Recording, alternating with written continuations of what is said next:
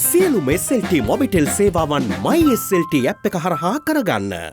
සියලුම SLT Mobitel සේවාවන් MySLT app එක හරහා කරගන්න.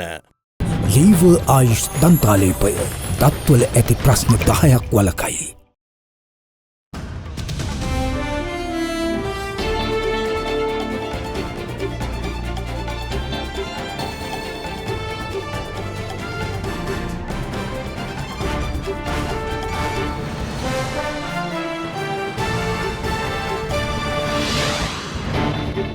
In your headlines tonight, priority straight. Government focus lies in debt restructuring, but youth should not wait to contribute to the country's development, says President Ranil Wickremesinghe. As the inheritors of the future, they shouldn't wait for invitations. I think they should come in and grab the opportunities and go ahead. More rain. Inclement weather to intensify in the next 72 hours before subsiding. After the 25th, reduction of rainfall can be expected over the southwestern part of the country. Unprecedented power. China's Xi Jinping secures historic third term, becoming the most powerful Chinese leader after Mao Zedong. All this and much more coming up tonight, this Sunday, the 23rd of October, 2022. From AdaDerana, this is AdaDerana First at 9. Live from Studio 24 in Colombo. And a warm welcome. Joining it tonight on First at 9, I'm Indivari Amuatha. In your headlines, priority straight. Government focus lies in debt restructuring, but youth should not wait to contribute to the country's development, says President Ranil Wickremesinghe. More rain, inclement weather to intensify in the next 72 hours before subsiding. Victorious beginning. Sri Lanka cruises to a 9-wicket victory over Ireland in the Super 12 opener with an outstanding knock from Kusal Mendis. Unprecedented power. China's Xi Jinping secures historic third term, becoming the most powerful Chinese leader after Mao Zedong. Well, tonight we bring you all those stories, but first, a look at your top story. President Ranil Wickremesinghe says the main focus of the government at present is restructuring debt in order to obtain approval from the IMF board for an economic bailout package. Addressing the webinar Youth in Governance as its keynote speaker, President Wickremesinghe said approval from the IMF will make bridging finance available from both multilateral and bilateral creditors. Speaking further, the head of state also called on the youth of the country to contribute to the country's development plan. The central bank has informed me that inflation has reached its peak and they expect by end of the year for inflation to reduce. That will have its own consequences and adjustments that can be made as a result of the inflation being reduced. But that alone is not sufficient. We have to restructure our debt. Our major focus now is on restructuring debt and talk with Japan, China and India. So once you talk with these countries, finish with them, you speak to the other creditors and go before the IMF board. That's the second one. If that is done, immediately there will be bridging finance available from the multilaterals followed by bilateral financial assistance. Thirdly is the fact that we have no foreign reserves. So the sale of assets, state enterprise assets, means that we'll be able to have about $3 billion in our reserves, which will strengthen the rupee further. So these are the measures that we are looking at. The issue that we expect is that by December, the fuel prices will go up due to the present energy crisis in Europe during winter. So we've got to face that. That's one issue that we have. We saw that the State Minister of Finance revealing that certain import controls on a few cosmetic items and some motor spare parts would be relaxed soon. Can we expect more relaxations of such import restrictions anytime soon? The ban is a temporary ban. We are an open market economy. So this type of prohibition must come in only when there is a crisis. We are facing that crisis.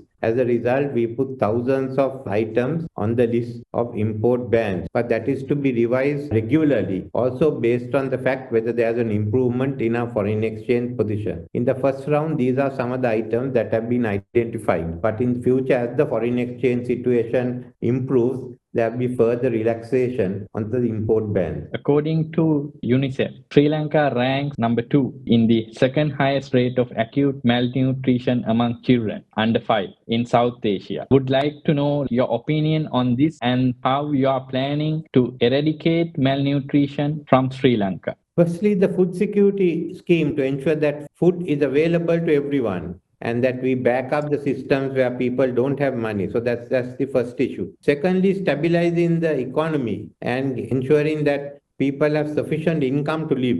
When you do both these, that you will be able to find a better environment. And next year, there will be more food shortages in the world. So what we have to do is to get ready for what's going to happen next year. Are there any plans to restructure the youth parliamentarian system and give better opportunities to youth? Our idea is now to incorporate the youth parliament by an act of parliament. But before that, there will be a committee which will get ideas and the representatives of people on the youth parliament, consider that, make recommendations to the government, and based on the recommendations, we'll bring the new laws in. So that's the time for you all to discuss how the youth parliament should be restructured. It's good that we need this as a platform, and recognition by law itself is important. So if we have a restructured youth parliament on one side and 5 youth representatives on each of the oversight committees, now we are ahead of many other countries then in regard to youth in government. So we've got to encourage it, and I have no doubt with the Jana Sabhas, a large number of young people will also come up. So again, we are opening up the opportunities for people to express their views. We've asked Mr. Karujayasuri and others to come up with the draft of the law for the Jana Sabhas. What is your message to today's younger generation? Any specific action plan to get their contribution to the development of the country? Why should I get their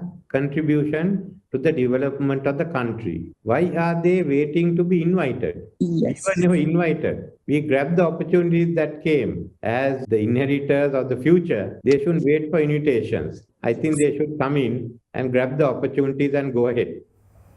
Opposition leader Sajith Premadasa highlights that Sri Lanka needs more reforms in political sphere, adding that the 22nd Amendment should not be the end of political reforms in the country. He made these comments while addressing the Colombo Central Electorate meeting of the Samagi Jana Balawegaya.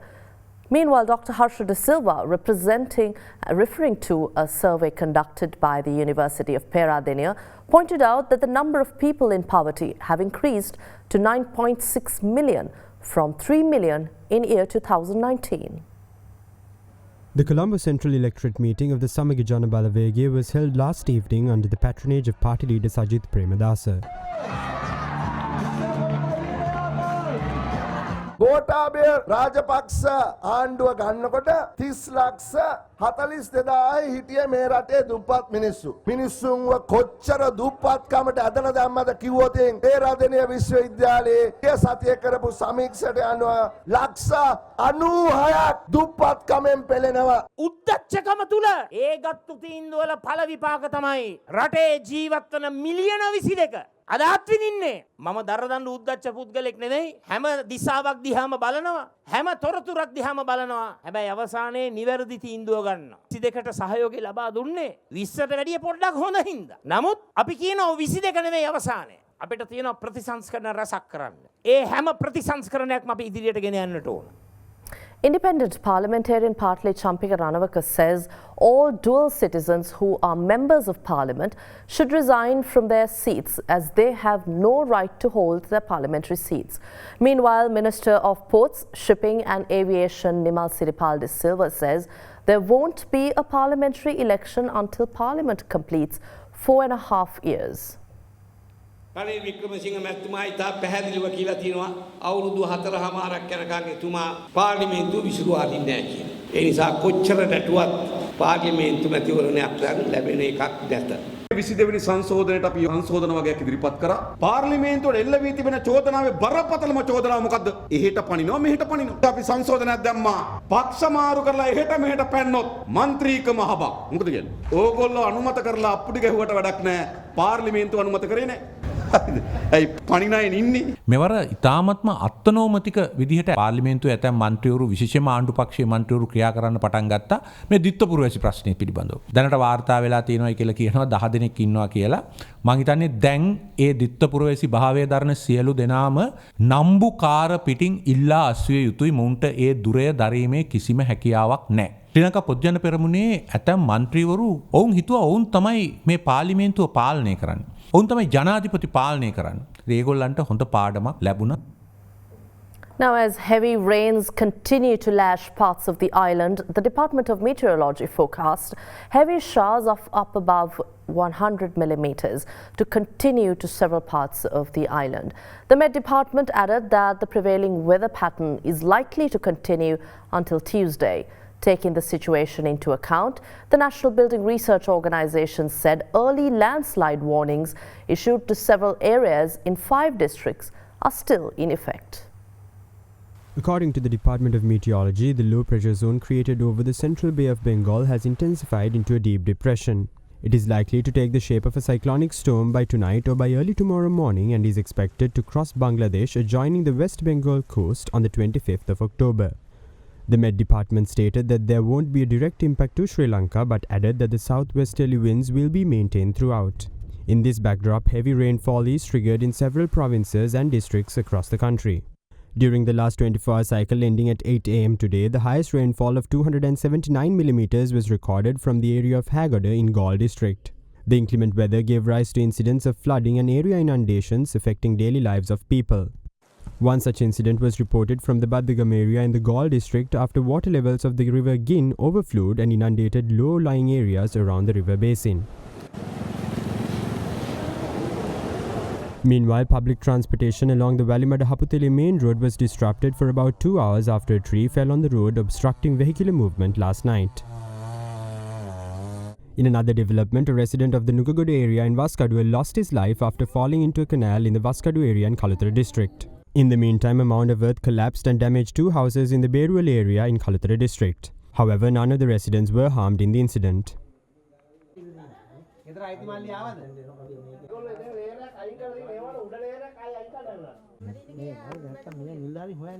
According to the Disaster Management Center, the inclement weather has claimed 6 lives so far while affecting 4,933 people of 1,298 families across the country. Meanwhile, the Department of Irrigation stated that the water levels of the major rivers are progressively cascading. However, the department requests residents of the low-lying areas of Magura, Millakanda and Baddagama adjoining the river basins of Kalu and Ging to remain vigilant. Meanwhile, the Department of Meteorology issued an advisory for heavy rainfall above 100 millimeters for some areas in the western, Sabaragamu and northern provinces and in Galle and Mathura districts, adding the prevailing weather conditions is likely to continue until the 25th of October. Prevailing showery condition is likely to continue for another couple of days, most probably till 25th October. The reason is depression has developed over the central Bay of Bengal and this depression has intensified into a deep depression by now and it is likely to intensify into a cyclonic storm by tonight or early morning of tomorrow and it is likely to cross Bangladesh coast on 25th October early morning. Even though there's no direct effect of this system, this southwesterly wind flow will be maintained due to this system. After the landfall of this system on 25th, a reduction of rainfall can be expected over the southwestern part of the country. Taking the situation into account, the National Building Research Organisation has extended its early landslide warnings issued to several areas in 5 districts.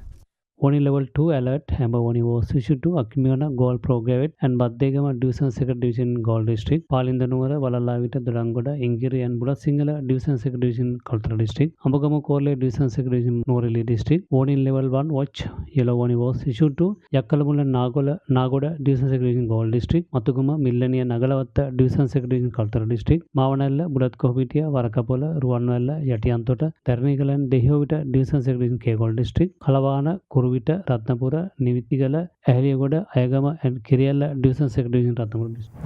270 megawatts to be gradually reconnected to the national power grid. Details after this break.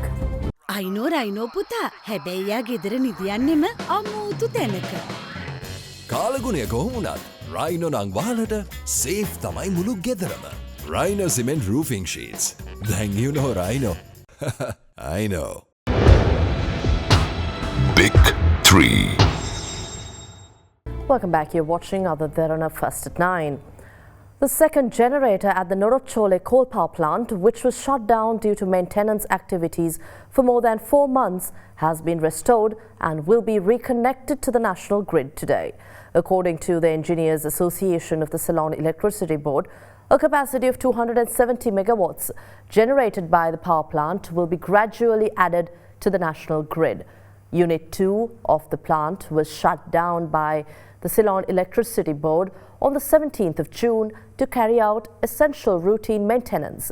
Since then, the national grid has been deprived of 270 megawatts of power. After reconnecting the second generator to the system, the third generator of the Norochole power plant is to be shut down for maintenance work.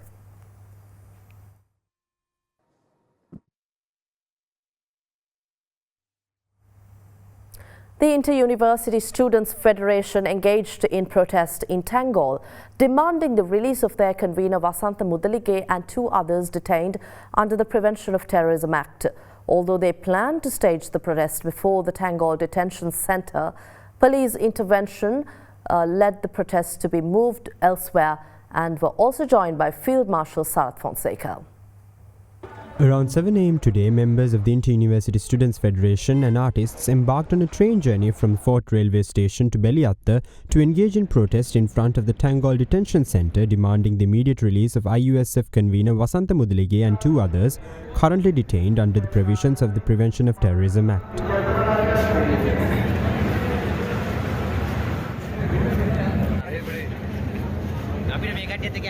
Activists from Anuradhapura, Batiklo, Polonnaruwa and Kandy districts also joined the protesters at the Fort Railway Station. More protesters joined the commute to Beliatta from the Hivala, Kalutara, Beruwala, Ambalangoda, Hikkaduwa and Gaul railway stations, as well as other substations along the way.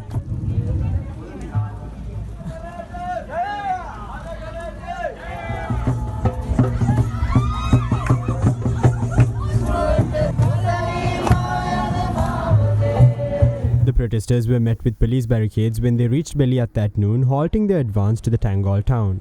Disregarding police intervention, IUSF members, artists and activists reached Tangol by bus and staged their protest at the Tangol main bus stand, although they initially planned to hold demonstrations in front of the Tangol Detention Centre. Subsequently, Sri Lanka police and riot police were deployed to disperse the protesters.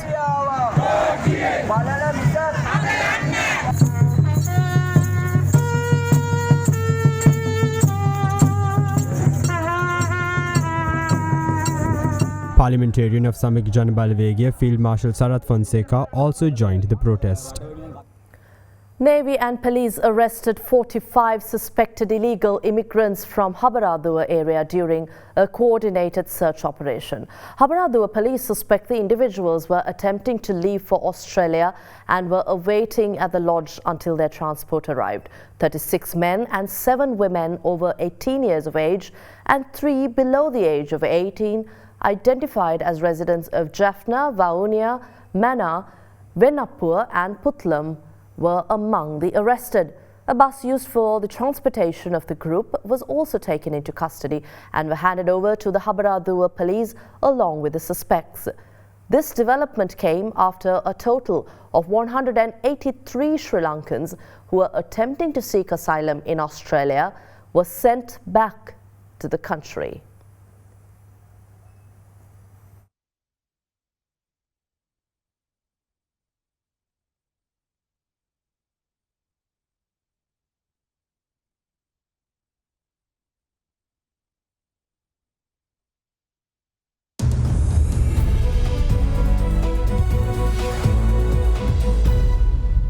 Taking you to business news, Saudi Arabia's Crown Prince today launched an initiative to attract investments and supply chains to and from the kingdom with an aim of raising an initial $10.64 billion.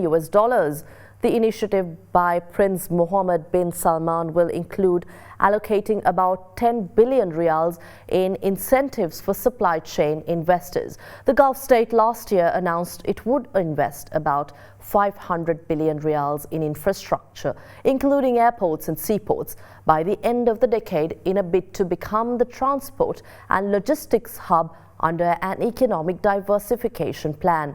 Prince Mohammed's Vision 2030 plan aims to modernize Saudi Arabia and wean its economy of oil revenues. Now, South Korea's government will expand its corporate bond buying program among other liquidity supply measures amid growing worries about a credit crunch in bond and short-term money markets. South Korea's Minister of Economy and Finance today announced that the government will double the ceiling of its corporate bond buying facility run by the state-run banks to $11 billion. According to the minister, the measure is aimed at easing volatility and concern of tight liquidity in corporate bond and short-term monetary and money markets. The minister added that commercial paper issued by securities firms will be included in the facility's purchase list, while an additional 3 trillion won of liquidity will be supplied by the Korea Securities Finance Co. for securities firms experiencing liquidity shortages.